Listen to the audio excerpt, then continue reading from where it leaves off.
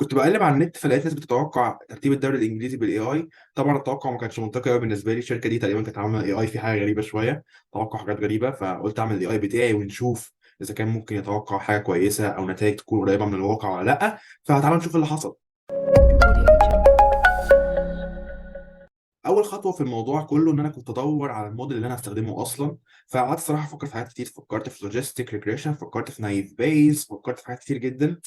قلت في الاخر ان انا هستخدم اللوجيستيك ريجريشن علشان هو اكتر حاجه ممكن تكون مناسبه للطريقه اللي انا هشتغل بيها، وهتعرفوا دلوقتي الطريقه اللي هشتغل بيها ايه قدام. طبعا معلومه بس الاول، لو حابين نعمل سلسله تفصيليه للموضوع ده، طبعا انا مش هشرح الكلام ده كله بالتفصيل، هتلاقيني بختصر كتير جدا في الموضوع.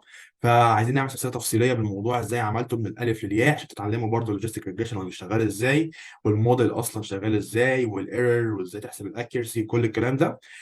قولوا لي، هنعمل سلسله كامله عن الموضوع ده لو حابين طبعا. فبس الطريقه اللي أنا اشتغلت بيها او اللي أنا فكرت فيها ان انا احسب الفورمه بتاعت الفريق، يعني اجيب اخر 4 ماتشات للفريق واحسب معدل النقاط بتاعتهم. يعني مثلا لو الفريق كسب اخر 4 ماتشات يبقى 12 على 4، يبقى كده ياخد 3، ودي اعلى فورمه ممكن ياخدها. وعلى حسب كل ماتش الفريق مثلا يكسبه او يخسره او يتعادل بيتغير الفورمه بتاعته وهكذا.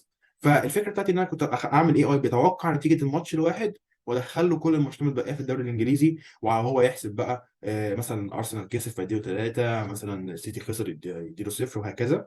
ويفضل بقى في الاخر يحسب لنا ترتيب الدوري الانجليزي النهائي هيكون عامل ازاي.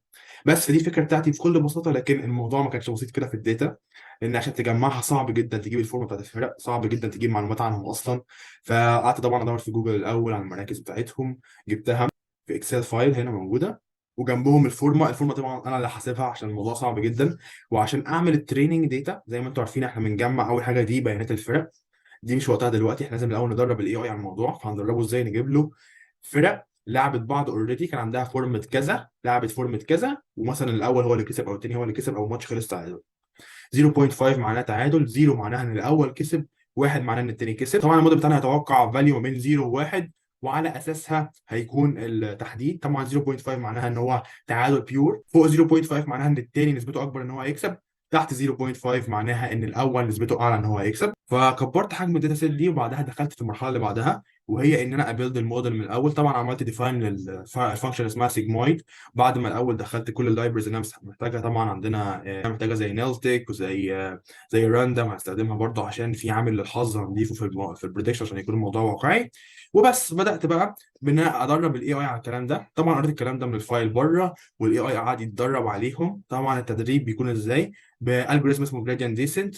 الالجوريزم ده عباره ان هو بيجيب الثيتا في الاخر. الثيتا دي هي هنحتاجها عشان نعمل البريدكشن يكون بشكل صحيح. الثيتا بتتضرب في الاكس، بيتعمل بينهم دوت برودكت، والفاليو بتاعت الدوت برودكت دي بتخش للسيجمويد فانكشن، وعلى اساسها بيتم التوقع. يطلع لنا فاليو بين 0 و1، والفاليو دي بتكون هي اللي بتحدد اذا كان الفريق الاول ولا الثاني اللي هيكسب، ولا الماتش هيخلص تعادل. طبعا عملت كل الكلام ده، وبعدها عملنا ليرنينج ريت 10 to the negative 5. طبعا ده مش ليرنينج ريت صغير قوي، فممكن هيخلي الاكيرسي مش عاليه. فبس عشان كده الليرنينج ريت من 10 to the negative 5 طبعا مش قليل قوي، لكنه متوسط. وعملنا 22,000 مره ان هو يغير في الثيتا او عدد المرات الاوف اتريشنز.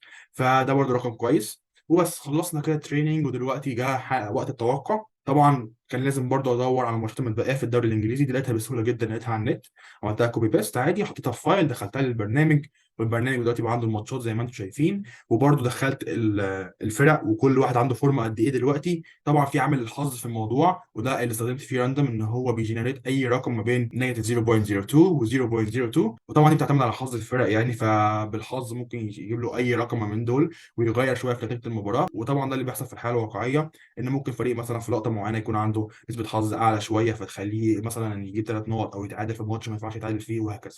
بعد كل ده كان بقى عندي الفاينل ريزلتس. طبعا ده الفايل اللي بيقول لك مين كسب مين ومين اتعادل مع مين، خليته برضو يتطبع. وفي الاخر هوريكم النتائج النهائيه بتاعت الاي اي دي، ونشوف. طبعا زي ما انتم شايفين طبعا ارسنال كسب الدوري بناء على الاي اي بتاعي يعني، 81 نقطة، بعدها السيتي 97 نقطة، وبعدها نيوكاسل، وبعدها سبيرز، دول هيتأهلوا دوري الأبطال، وبعدها اليونايتد، وبعدها برنتفورد، وطبعا ليفربول ما فنش تامن. آسف لجماهير ليفربول، بس ده الاي اي بتاعي توقع كده يعني. مش مشكلة، هو اللي توقع كده مش انا. بس فدي كل النتائج بتاعتنا النهارده. قولوا لي لو حابين نعمل سلسله عن الموضوع ده بشكل اكبر. شكرا جدا ليكم للمشاهده، ما تنسونيش باللايك والاشتراك والكومنت والشير. شكرا على الدعم المستمر، مع السلامه.